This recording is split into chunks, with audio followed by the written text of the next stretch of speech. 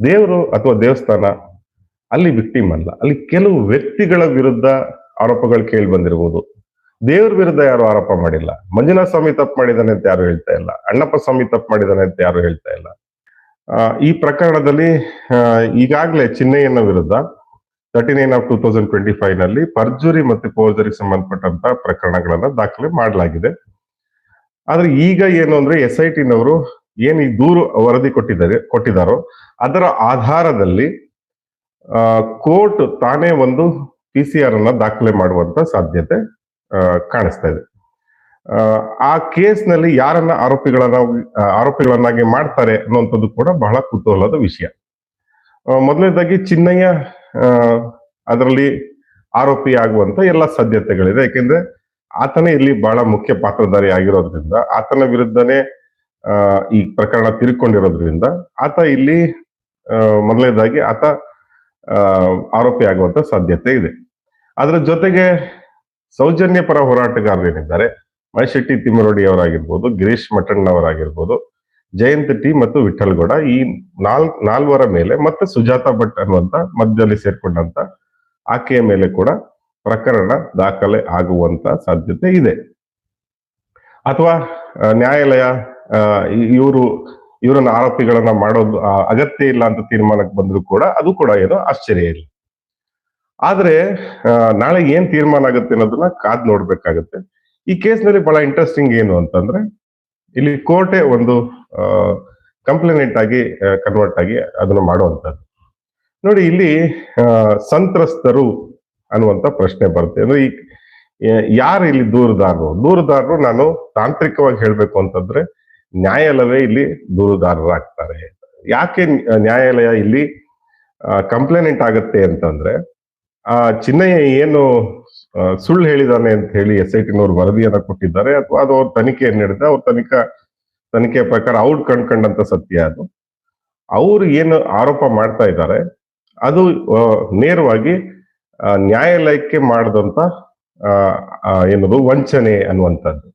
ಯಾಕಂದ್ರೆ ನೋಡಿ, ಯಾವುದೇ ಪ್ರಕರಣ ಆದ್ರೆ ಹೇಳಿಕೆಯನ್ನು ಕೊಡುವಂತ ಸಂದರ್ಭದಲ್ಲಿ, ಅಂದ್ರೆ ನ್ಯಾಯಾಲಯದ ಮುಂದೆ ಒಂದು ಹೇಳಿಕೆಯನ್ನು ಕೊಡುವಂತ ಸಂದರ್ಭದಲ್ಲಿ ಅದನ್ನ ನಾವು 183 ಅಂತ ಹೇಳ್ತೀವಿ. ಹಿಂದೆ CRPC ನಲ್ಲಿ ಇದು 164 ಆಗಿತ್ತು.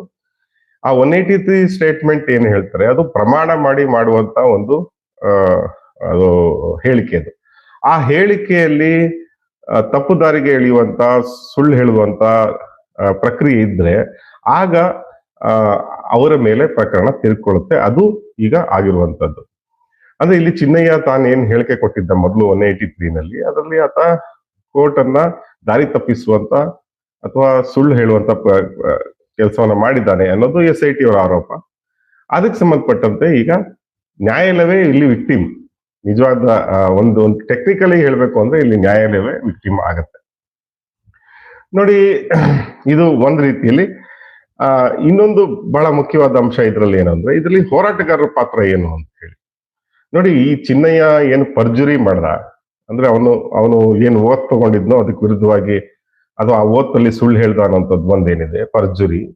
ಮತ್ತು ಫೋರ್ಜರಿ ಅಂದ್ರೆ ಆ ಬುರುಡೆ ತಗೊಬಂದು ಅದು ಹೆಣ್ಮಕ್ಳು ಬುರುಡೆ ಅಂತ ಹೇಳಿದ್ದಾಗಿರ್ಬೋದು, ಅಥವಾ ಬೇರೆ ಅವನ ಕ್ಲೇಮ್ಸ್ ಏನಿತ್ತು ಅವನ ಕಂಪ್ಲೇಂಟ್ ಅಲ್ಲಿ, ಅವನ 183 ನಲ್ಲಿ, ಅದು ಫೋರ್ಜರಿ ಅನ್ನುವಂಥದ್ದು ಈ ಕೇಸ್ನ ಅಂದ್ರೆ SIT ಅವರ ಕೇಸ್ನ ಸಾರಾಂಶ. ಸೊ ಈ ಪ್ರಕರಣಗಳಿಗೆ ಸಂಬಂಧಪಟ್ಟಂತೆ, ಅಂದ್ರೆ ಈ ಪರ್ಜುರಿ ಮತ್ತೆ ಫೋರ್ಜರಿಗೆ ಸಂಬಂಧಪಟ್ಟಂತೆ ಈ ಹೋರಾಟಗಾರರು ಸಹಕಾರ ಕೊಟ್ಟಿದ್ದಾರೆ ಅನ್ನುವಂಥದ್ದು SIT ಅವರ ಆರೋಪ. ಅಂದ್ರೆ ಈತನ ಕಂಪ್ಲೇಂಟ್ ಕೊಡುವುದರ ಹಿನ್ನೆಲೆಯಲ್ಲಿ ಇವರೆಲ್ಲ ಇದ್ದಾರೆ, ಅಂದ್ರೆ ಈ 5 ಜನ ಇದ್ದಾರೆ ಅನ್ನುವಂತ ಒಂದು ವಾದವನ್ನ SIT ಮಾಡಿದೆ. ಅದನ್ನ ಬಿಟ್ರೆ SIT ತಾನಾಗಿ ಇವರು ಕೂಡ ಆರೋಪಿಗಳು ಅಂತ ಹೇಳುವಂತದ್ದನ್ನ ತನ್ನ ರಿಪೋರ್ಟ್ ಅಲ್ಲಿ ಹೇಳಿಲ್ಲ. ಅದು ನ್ಯಾಯಾಲಯದ ವಿವೇಚನೆಗೆ ಅವರು ಬಿಟ್ಟಿದ್ದಾರೆ. ಸೊ ನ್ಯಾಯಾಲಯ ಏನು ತೀರ್ಮಾನ ಮಾಡುತ್ತೆ ಅನ್ನೋದನ್ನ ನಾವು ಕಾದ್ ನೋಡ್ಬೇಕಾಗುತ್ತೆ. ಸ್ನೇಹಿತರೆ, ನಾನು ಇವತ್ತು ಈ ವಿಷಯಗಳೆಲ್ಲ ಬಹುತೇಕ ನಿಮ್ಗೆ ಗೊತ್ತಿರುವಂತದ್ದೇ. ಆದ್ರೆ ನಾನು ಇವತ್ತು ಮಾತಾಡಕ್ ಬಂದಿರುವಂತ ವಿಷಯ ಬೇರೆ. ಅಂದ್ರೆ ಇದೇ ಕೇಸ್ನಲ್ಲಿ ಆಗಿರುವಂತ ಒಂದು ಬಹಳ ಇಂಟ್ರೆಸ್ಟಿಂಗ್ ಆದ ಬೆಳವಣಿಗೆ. ಯಾರು ಕೂಡ ಊಹೆನೆ ಮಾಡಿರ್ಲಿಲ್ಲ ಈ ತರದೊಂದು ಬೆಳವಣಿಗೆ ಆಗ್ಬಹುದು ಅಂತ ಹೇಳಿ ಯಾರು ಅನ್ಕೊಂಡಿರ್ಲಿಲ್ಲ. ನೋಡಿ, ಈ ಕೇಸ್ ಆರಂಭವಾದ ಕಾಲದಿಂದ ನಾನು ಇದನ್ನ ಬಹಳ ಹತ್ತಿರದಿಂದ ಟ್ರ್ಯಾಕ್ ಮಾಡ್ಕೊಂಡ್ ಬಂದಿದ್ದೀನಿ. ನಿಮ್ಗೆಲ್ಲ ಗೊತ್ತಿದೆ ಅದು ವಿಷಯ. ಈ ಪ್ರಕರಣ ಆರಂಭವಾದ ಹೊತ್ತಿನಲ್ಲೇ ನಾನು ಅನ್ಕೊಂಡಿದ್ದೆ ಎಲ್ಲಾದ್ರೂ ಒಂದು ಕಡೆ ಧರ್ಮಸ್ಥಳ ಕ್ಷೇತ್ರದ ದೇವಸ್ಥಾನದ ಆಡಳಿತ ಮಂಡಳಿಯವರು ಈ ಪ್ರಕರಣದ ಒಳಗಡೆ ಬರೋದಕ್ಕೆ ಪ್ರಯತ್ನ ಪಡಬಹುದು ಅನ್ನುವಂತ ಒಂದು ಸಣ್ಣ ನನಗೆ ಒಂದು ಥಾಟ್ ಇತ್ತು ನನಗೆ, ಈ ತರದೊಂದು ಆಗ್ಬಹುದೇನೋ ಅಂತ. ಆದ್ರೆ ನೋಡಿ ಆಶ್ಚರ್ಯ ಅಂತಂದ್ರೆ ಈ ಕೇಸ್ ಯಾವಾಗ 39/2025 ದಾಖಲೆ ಆಯ್ತು ಧರ್ಮಸ್ಥಳ ಠಾಣೆಯಲ್ಲಿ, ಅದಾದ ನಂತರ ಅದು SIT ಕೈಗೆ ಹ್ಯಾಂಡ್ ಓವರ್ ಆಯ್ತು. ಅದಾದ ನಂತರ ಸಾಕಷ್ಟು ಬೆಳವಣಿಗೆಗಳಾಯ್ತು. ಹೈಕೋರ್ಟ್ ನಲ್ಲಿ ಒಂದಲ್ಲ ಅಂತ 3-4 ಪ್ರಕರಣಗಳು ಇದೇ ಪ್ರಕರಣದ ಸುತ್ತಮುತ್ತ ಎಲ್ಲ ಆಯ್ತು, ಎಲ್ಲ ಗೊತ್ತಿದೆ ನಿಮ್ಗೆ. ಅದು ಎಲ್ಲೂ ಕೂಡ ಧರ್ಮಸ್ಥಳದ ದೇವಸ್ಥಾನದ ಆಡಳಿತ ಮಂಡಳಿಯವರು ಇದರ ಒಳಗೆ ಬರೋದಕ್ಕೆ ಪ್ರಯತ್ನ ಪಡ್ಲಿಲ್ಲ. ಆ ಒಳಗೆ ಬರೋದು ಅಂತಂದ್ರೆ ನಾವು ಟೆಕ್ನಿಕಲಿ ಹೇಳೋದಾದ್ರೆ ಇಂಪ್ಲೀಡಿಂಗ್ ಅಂತ ನಾವು ಹೇಳ್ತೀವಿ ಕೋರ್ಟ್ನ ಭಾಷೆಯಲ್ಲಿ ಹೇಳೋದಾದ್ರೆ. ಯಾವುದೋ ಒಂದು ಪ್ರಕರಣ ಯಾರ್ದೋ ನಡುವೆ ನಡೀತಾ ಇದೆ, ಅದರಲ್ಲಿ ನನ್ನನ್ನು ಕೂಡ ಪಾರ್ಟಿ ಮಾಡಿ ನಾನು ಕೂಡ ಇದರಲ್ಲಿ ನನ್ನ ಮಾತುಗಳನ್ನು ಕೂಡ ಕೇಳಿ ಅಂತ ಹೇಳಿ ನ್ಯಾಯಾಲಯದ ಮುಂದೆ ಹೋಗ್ತಾರಲ್ಲ, ಅದಕ್ಕೆ ನಾವು ಇಂಪ್ಲೀಡಿಂಗ್ ಅಂತ ಹೇಳ್ತೀವಿ. ಸೊ ಎಲ್ಲೋ ಒಂದ್ ಕಡೆ ಇವರು ಇಂಪ್ಲೀಡ್ ಆಗ್ತಾರೇನೋ ಅಂತ ನನಗೆ ಅನ್ನಿಸ್ತಾ ಇತ್ತು. ಆದ್ರೆ ಎಲ್ಲೂ ಕೂಡ ಅವ್ರು ಬರಲೇ ಇಲ್ಲ, ಅಂದ್ರೆ ಪ್ರಧಾನ ಭೂಮಿಕೆಗೆ ಎಲ್ಲೂ ಕೂಡ ಬರಲಿಲ್ಲ. ಹಿಂದ್ಗಡೆಯಿಂದ ಸಾಕಷ್ಟು ಕೆಲಸಗಳು ಮಾಡಿರ್ಬೋದು, ಮಾಡಿಲ್ದಲ್ಲ ಇರ್ಬೋದು, ನಮ್ಗೆ ಗೊತ್ತಿಲ್ಲ. ಆದ್ರೆ ಈ ಪ್ರಕರಣ ಇಷ್ಟು ದಿನಗಳ ಕಾಲ ನಡ್ಕೊಂಡು ಬರ್ತಾ ಹೋದಂತೆ ಅವರು ಎಲ್ಲೂ ಕೂಡ ಕಾಣಿಸ್ಕೊಳ್ದಲ್ಲ ಇದ್ರು ಕೂಡ ನಮ್ಮ ರಾಜಕಾರಣಿಗಳು ಮತ್ತೆ ನಮ್ಮ ಮೀಡಿಯಾ ಅವರ ಬೆನ್ನಿಗೆ ನಿಂತಿದ್ದಂತೆ.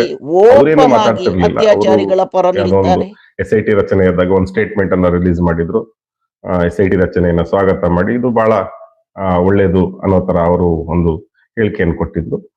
ಅದಾದ ನಂತರ ಅವರು ಏನು ಮಾತಾಡಿರ್ಲಿಲ್ಲ. ನಂತರ ಯಾವಾಗ SIT ಅವರು ಒಂದು ದೂರು ವರದಿಯನ್ನ ಕೊಟ್ರು, ಅದ್ರ ಬಗ್ಗೆ ನಿಮ್ಗೆಲ್ಲ ಗೊತ್ತಿದೆ, ಮೀಡಿಯಾದವರು ಚಾರ್ಜ್ ಶೀಟ್ ಹಾಳು ಮುಳ್ಳು ಅಂತ ಹೇಳಿ ಅವ್ರ ಮನಸ್ಸಿಗೆ ಬಂದಿದ್ದೆಲ್ಲ ಹೇಳಿದ್ರು. ಆಗ ಒಂದು ಹೇಳಿಕೆಯನ್ನು ಕೂಡ ಅವರು ಬಿಡುಗಡೆ ಮಾಡಿದ್ರು. ಇದಲ್ದಲೆ ಅಲ್ಲಿನ ಧರ್ಮಸ್ಥಳದ ಧರ್ಮಾಧಿಕಾರಿಗಳಾದಂತಹ ವೀರೇಂದ್ರ ಹೆಗಡೆ ಅವರು ಒಂದು ಬಾರಿ ಒಂದು ಇಂಗ್ಲಿಷ್ ನ್ಯೂಸ್ ಏಜೆನ್ಸಿಗೆ ಒಂದು ಸಂದರ್ಶನ ಕೊಟ್ಟಿದ್ದನ್ನ ನಾವು ಗಮನಿಸಿದ್ದೀವಿ. ಅದನ್ನ ಬಿಟ್ರೆ ಅವರು ಕೂಡ ಎಲ್ಲೂ ಜಾಸ್ತಿ ಏನು ಮಾತಾಡ್ಲಿಲ್ಲ. ಅಥವಾ ಅವರ ಆಂತರಿಕ ವಲಯದ ಸಭೆ ಅಂದ್ರೆ ದೇವಸ್ಥಾನದ ಒಳಗೆ ನಡೆದಂತಹ ಸಭೆಗಳಲ್ಲಿ ಅವ್ರು ಮಾತಾಡಿದ್ದನ್ನ ನಾವು ನೋಡಿದ್ದೀವಿ. ಅದನ್ನ ಬಿಟ್ರೆ ನ್ಯಾಯಿಕ ಪ್ರಕ್ರಿಯೆ ಅಂತ ನಾವೇನ್ ಕರಿತೀವಿ, ನ್ಯಾಯಾಂಗದ ಪ್ರಕ್ರಿಯೆ ಒಳಗಡೆ ಅವರು ಕಾಲು ಇಡೋದಕ್ಕೆ ತೀರ್ಮಾನ ಮಾಡಿರ್ಲಿಲ್ಲ, ಅಥವಾ ಅವ್ರೇನೋ ಹಿಂಜರಿತಿದ್ರು, ಏನೋ ಗೊತ್ತಿಲ್ಲ. ಆದ್ರೆ ಈಗ ನೇರವಾಗಿ ಅಖಾಡಕ್ಕೆ ಇಳಿದಿದ್ದಾರೆ. ಇದು ಆಗಿದ್ದು ನಿನ್ನೆ ಬೆಳವಣಿಗೆ ನೀವು ಗಮನಿಸಿರ್ತೀರ ಅಂತ ನಾನು ಭಾವಿಸ್ತೀನಿ. ಬೆಂಗಳೂರಿನ ಹೆಸರಾಂತ ನ್ಯಾಯವಾದಿಗಳಾದಂತ CV ನಾಗೇಶ್ ಅವರು ಮತ್ತು ಅಲ್ಲಿನ ಸ್ಥಳೀಯರ ಇನ್ನೊಬ್ರು ವಕೀಲರು, ಅವರಿಬ್ರು ಹೋಗಿ 39/2025 ನಲ್ಲಿ ನಮ್ಮ ಪಾತ್ರ ಕೂಡ ಇದೆ, ನಾವು ಕೂಡ ಇದರಲ್ಲಿ ಒಂದು ಪಾರ್ಟಿ ಅಂತ ಹೇಳಿ ಅವ್ರು ಹೋಗ್ತಾರೆ. ನಾವು ಇನ್ ದ ಸೆನ್ಸ್ ಅವ್ರು ಯಾರನ್ನ ರೆಪ್ರೆಸೆಂಟ್ ಮಾಡ್ತಿದ್ದಾರೆ, ಅವ್ರು ಯಾರನ್ನ ರೆಪ್ರೆಸೆಂಟ್ ಮಾಡ್ತಿದ್ದಾರೆ ಅಂತ ಅವ್ರು ಹೇಳ್ತಾ ಇದ್ದಾರೆ ಅಂತಂದ್ರೆ ಧರ್ಮಸ್ಥಳ ದೇವಸ್ಥಾನವನ್ನ ನಾವು ರೆಪ್ರೆಸೆಂಟ್ ಮಾಡ್ತಿದ್ದೀವಿ ಅಂತ ಹೇಳ್ತಾರೆ. ಅವರು ಆಡಳಿತ ಮಂಡಳಿ ಅಂತಾನೂ ಕೂಡ ಹೇಳಲ್ಲ, ಅಥವಾ ಅಲ್ಲಿನ ಮುಖ್ಯಸ್ಥರು ಅಥವಾ ಅಲ್ಲಿನ ಯಾರ್ಯಾರಿದ್ದಾರೆ ದೊಡ್ಡವರು ಅವರುಗಳ ಪರ ಅಂತ ಹೇಳ್ತಾ ಇಲ್ಲ, ಅವರು ದೇವಸ್ಥಾನದ ಪರವಾಗಿ ನಾವು ಬಂದಿದ್ದೀವಿ ಅಂತ ಸ್ಪಷ್ಟವಾಗಿ ಹೇಳ್ತಾರೆ ಅವರು. ಹೀಗೆ ಈ ಕೇಸ್ನ ಒಳಗಡೆ ಬರೋದಕ್ಕೆ ಒಂದೇ ಒಂದು ರೀಸನ್ ಕೂಡ ಕೊಟ್ಟರು ಅವರು. ಬಹಳ ಇಂಟ್ರೆಸ್ಟಿಂಗ್ ಆಗಿದೆ. ಅದು ಏನು ಅಂತಂದ್ರೆ, ನಿಮ್ಗೆ ಗೊತ್ತಿದೆ, ಈ ಚಿನ್ನಯ್ಯ ಬಂದು ಇಲ್ಲಿ ಕಂಪ್ಲೇಂಟ್ ಕೊಡೋದಕ್ಕೆ ಮುಂಚೆ ಆತ ಮೊದಲು ಹೋಗಿದ್ದು, ಅಂದ್ರೆ ತನ್ನ ವಕೀಲರ ಮೂಲಕ ಮೊದಲು ಹೋಗಿದ್ದು ಸುಪ್ರೀಂ ಕೋರ್ಟ್ಗೆ ಹೋಗಿ ಅಲ್ಲೊಂದು ಅಫಿಡೇವಿಟ್ ಅನ್ನು ಹಾಕ್ತಾನೆ. ನೋಡಿ, ಇಂಥದ್ದೆಲ್ಲ ನಾನು ಕೆಲಸ ಮಾಡಿದ್ದೀನಿ, ಈ ತರ ಬರಿಯಲ್ಸ್ ಮಾಡಿದ್ದೀನಿ,